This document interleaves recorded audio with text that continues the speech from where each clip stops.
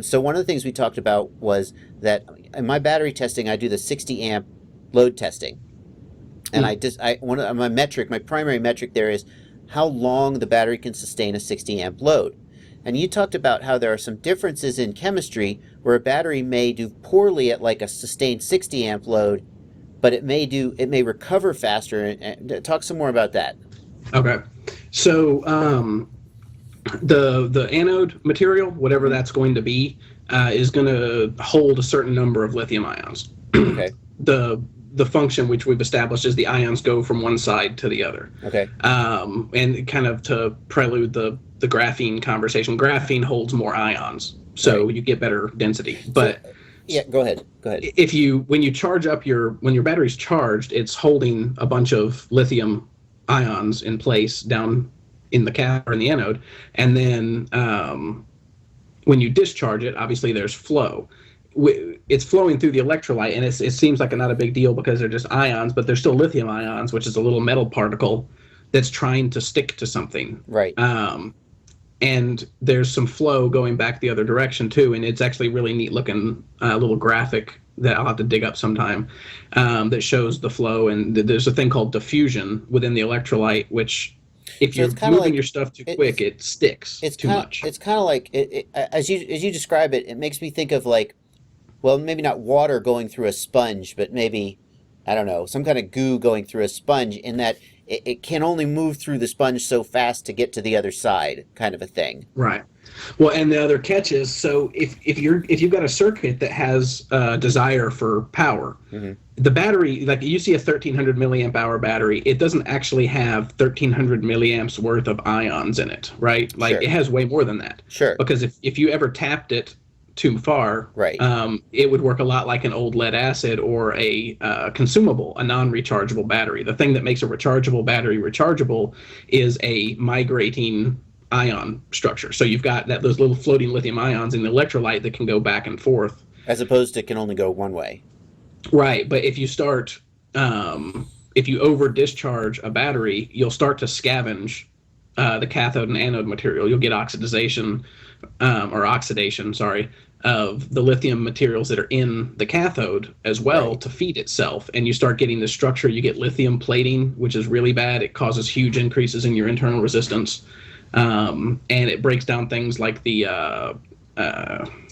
solid electrolyte interface So, layer. so what we're talking about here is that when you over discharge, that chemical changes occur in the battery that affect the electrolyte's ability to pass the ions, or the cathode and the anode's ability to move those ions into the electrolyte. It usually damages the cathode, Uh-huh.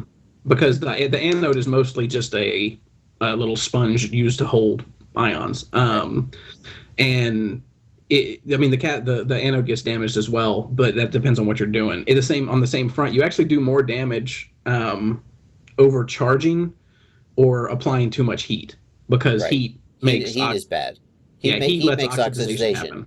Well, the heat is energy, and all reactions are Right. fueled by energy, Exactly. and like burning's fueled by Yeah. oxygen. And you get too much oxidization, and start creating oxygen in your battery. You're in all kinds of trouble, because now you've got oxygen, a flammable a fuel, lots of heat, Oxygen and incredibly then volatile, of course. yeah, and then Yeah. lithium, which is like we known to be Yeah. super safe. Exactly.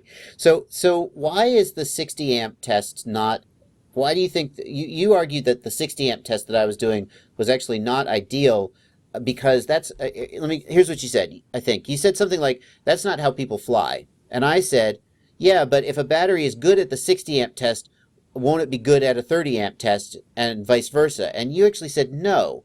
A battery that did well at Yeah. the 60 amp test might do bad at the 30 amp test, and a battery that does good at a 30 amp test might do poorly at a 60 amp test. Can you talk some more about that? Okay, so batteries, like anything else, are kind of built for purpose, and you can have really high capacity batteries Sure. that have really low discharge rates, and vice versa. And there's another thing that not a lot of people think about, which is recovery. Right. Um, So we often think so about the discharge rate, and say a yeah, battery has a higher discharge rate, but there's also recovery rate. Go ahead. yeah, which that's not a spec you can really find, and it's more a No. function of chemistry, which is my big annoyance with the RC world right now, and the fact that I'm just going to assume most of our batteries are lithium cobalt on the cathode. So the recovery is, so if you peg a battery at 60 amps for 3 seconds, you were looking for how much the voltage dips. Right. And when you see voltage drop like that, that's a factor of the battery not being able to keep up. So it's not able to move ions. Right. It's trying to push quickly. the ions from point A to point B, and it can't move them fast enough. So in the beginning, you could tell me if I'm getting this wrong. The ions are sort of evenly maybe distributed throughout them, or they're clustered in a spot. And when you start sort of sucking the ions out, sucking the electricity out, they get sucked out, and more needs to flow in to make up the difference, but they can't. Sort of. You're seeing the sag because it can't keep up. Right. So you're asking for it to give you this much power. It's not able to, the ions aren't able to move quick enough to cause a big enough difference in charge to cause enough energy, or enough electron flow to create enough energy for what you're doing. And that's not a big deal. All batteries sag a bit under load. Right.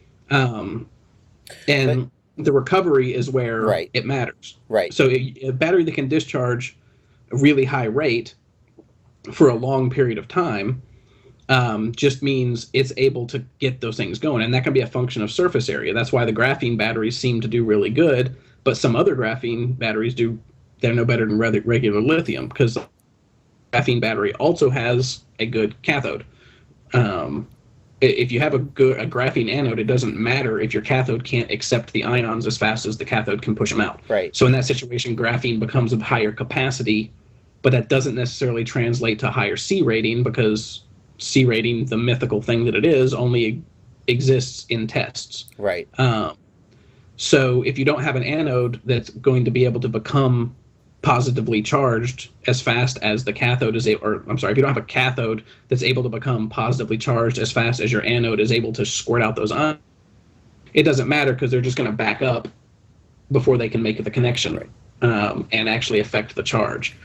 So where the battery burst test is, you said that you could have one kind of battery that is a battery that's designed to give, let's say, a battery designed to give a sustained 60 amp discharge all the way down to, say, 14 volts. Okay, let's take that. That's one kind of battery you might have. But then you could also have a battery that's designed for, say, maybe it can only hold 60 amps for 3 seconds, but it recovers much faster. And so it can give strong squirts with strong recovery, whereas this other kind of battery might give one big strong push, but then it's just shot. And that's what you're talking about, why my 60 amp test is, I'm going to hit you with 60 amps until you're done.